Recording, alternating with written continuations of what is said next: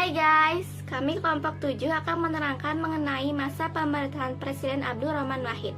Abdurrahman Wahid atau yang biasa kita sapa dengan Gus Dur adalah tokoh muslim dan pemimpin politik yang menjadi Presiden Indonesia yang keempat dari tahun 1999 hingga 2001. Presiden Gus Dur memiliki banyak kontroversial selama jabatannya, karena menurutnya DPR hanya seperti taman kanak-kanak.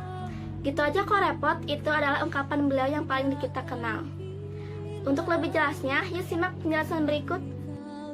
Pemilihan Presiden dan Wakil Presiden tahun 1999 dilakukan pada sidang paripurna melalui pemungutan suara anggota MPR.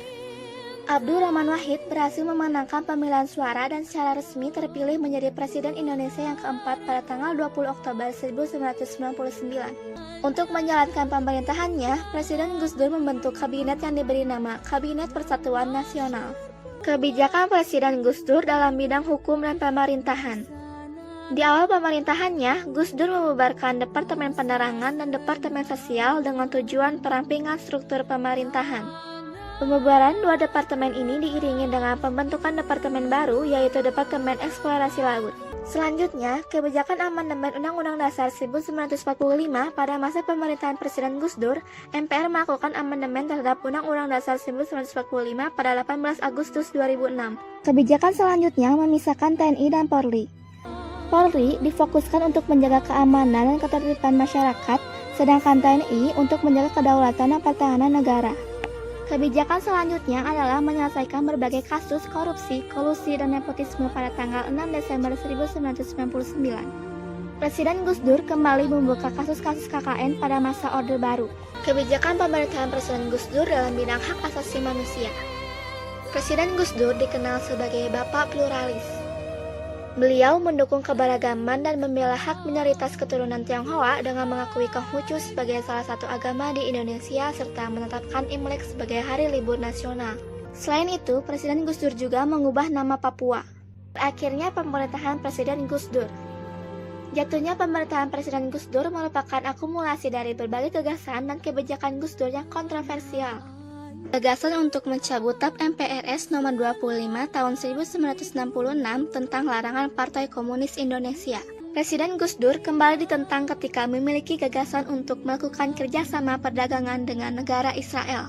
Selain itu, Presiden Gus Dur mengangkat Kapolri baru tanpa persetujuan DPR.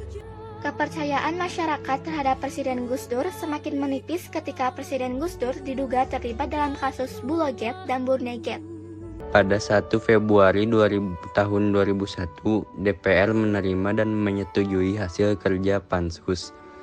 DPR kemudian mengeluarkan memorandum sebagai peringatan kepada Presiden Gus Dur mengenai pelanggaran UUD 1945, Pasal 9, tentang sampah jabatan serta pelanggaran terhadap TAP MPR nomor 11 tahun 1998 tentang penyelenggaraan negara bebas KKN.